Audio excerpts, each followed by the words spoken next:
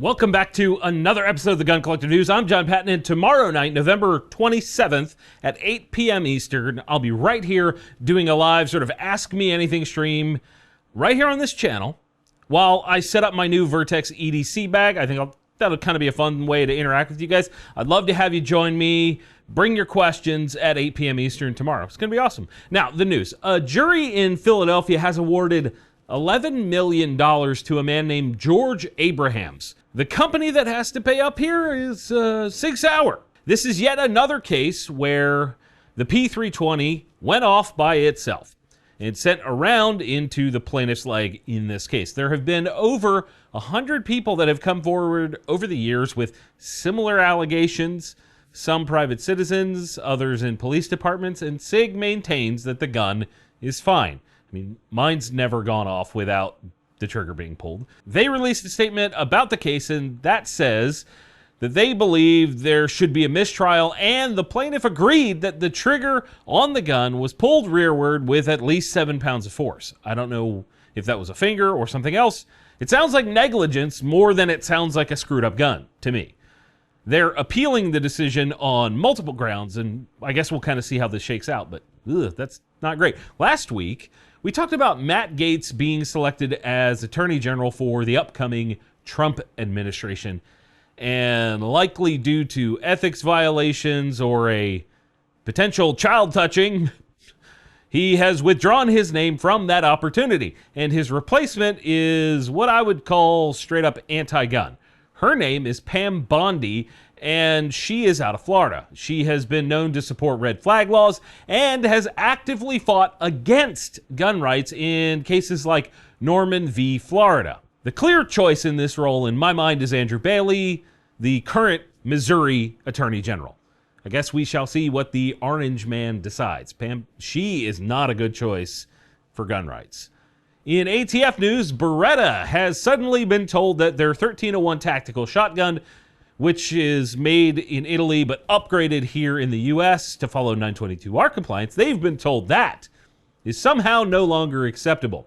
As we all know, this type of sudden change in law interpretation is kind of that's what the ATF does. That's what repeatedly has gotten them sued, and that's kind of their thing at this point. Beretta is planning to move to a 5-round mag tube, I guess, instead of the 7-rounder that has caused the issue. It's interesting because this version of the gun has been for sale for a while, and then someone at ATF decided to be a prick and change the way they look at that gun.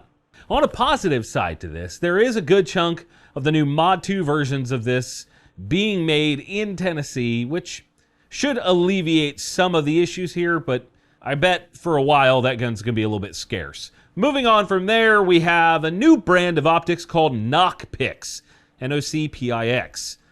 They have 3 main product lines at launch. Thermal monoculars, meaning you look through it with a single eye, you kind of hold it up. Then there's the Lumi and Vista in that line, and you can have scopes as well, called the Ace, which is the more traditional look, and then the Slim looks like it's out of Judge Dredd. And my favorite is the MT Dome camera, which is a vehicle-mounted thermal camera. That's so cool. You may notice some similarities between this brand and some of the iRay USA products, InfoRay Outdoor products, because they're being distributed by iRay USA. The thing with this brand is that there are a few fancy features among the lines that stand out. First is the Vision Plus system, which uses a large 2560 by 2560 AMOLED display. That's pretty big. And this is intended to make sure the user sees more clearly. Bigger display, of course. Finer display, perhaps. Then you have the Reality Plus algorithm, which is designed to reduce noise, fix shapes, enhance details, and highlight targets. It's just wild that that's even a thing. This comes alongside a better thermal sensor. Some models have a laser rangefinder built in, and others have ocular zoom, actual ocular zoom, which is rare in consumer thermals. It's usually digital zoom, which sucks. Prices range from $1,900-ish up to $6,000 MSRP for the big stuff.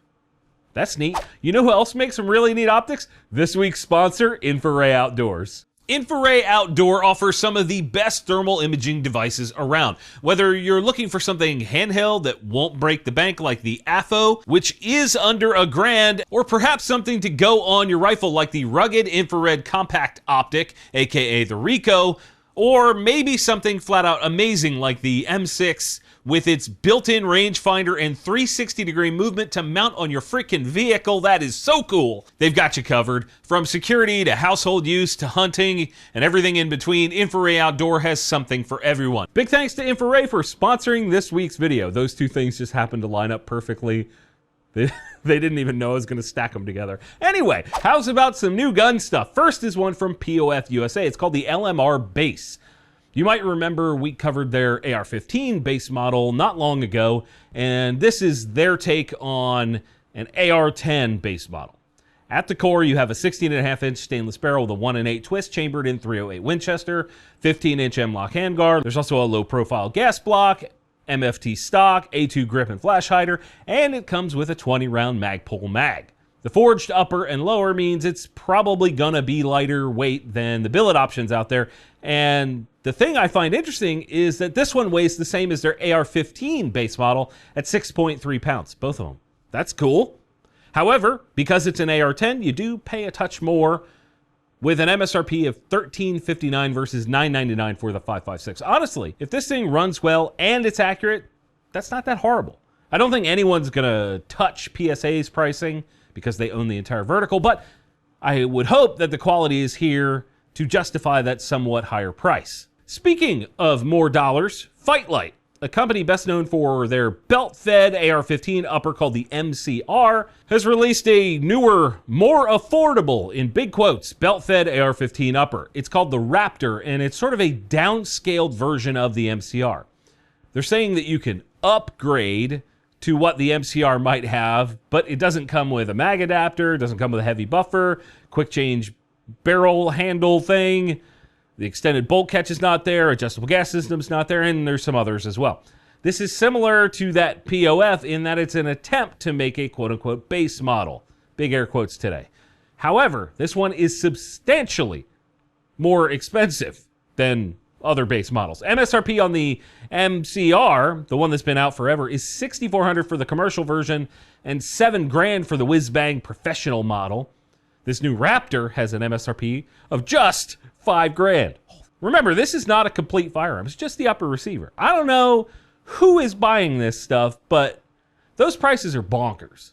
This company remains in business and has been for a while. This is not a new brand, so I guess someone's buying it. And on top of that, if you happen to have a transferable auto lower, this would be a fun addition to that. I want to know, though, do you guys think cool factor matters enough to snag one of these? I don't know. Let me know in the comments. While you're thinking about it, let's take a second to talk about this week's deal of the week. Once again, I'm not coming at you with some nonsense. This week it's from Caldwell. They're copying what Wheeler did last week because you guys loved it so much. They were like, oh, we got to get some of that, right? If you missed it, they are running Black Friday deals of up to 25%, blah, blah, blah, blah. Yeah, everybody else is too. However, when you use my code TGCBF, you'll get an extra 15% off on just about everything on their site. Targets, hearing protection, lead sleds, chronographs, everything in between that Caldwell sells. Last time we did something with Caldwell's, you guys really liked the flashbang indicators. Those happen to be a part of this as well. The savings here are what I would call substantial. Remember, the code is only good for a limited time, so go get moving. Hit the link in the description to use that code TGCBF. EAA is back in the news with a new pistol. It's another Gearsan, and it's the upgraded, I guess, version of the MC14T called the MC14TX, which is unfortunately not the Texas version of the gun. It's still a double stack 380 with a two-tone finish now, and it has a flip-up barrel that is fluted now for less weight and better cooling, and it's sporting a threaded barrel. That's neat. Given that most 380 ammo is naturally subsonic, this could be a really cool home defense setup for those that might be sensitive to recoil. Sure. But also happen to love suppressors, because you kind of need that in the equation. This new X model adds to the Lady version, which has a ported barrel, and the standard, which is kind of basic. MSRP on the X is $519, which is only $21 higher than the standard version. Okay, cool. And Kimber is back in the news this week with something that people have been asking them to make for as long as I can remember. As long as I've been making videos, people have wanted this from Kimber. It's called the 2K11. It's their take on 2011 style guns. That style of gun has had a big rise in popularity in the last few years, so this is cool. There are two versions of the gun, the regular 2K11 and the 2K11 Target.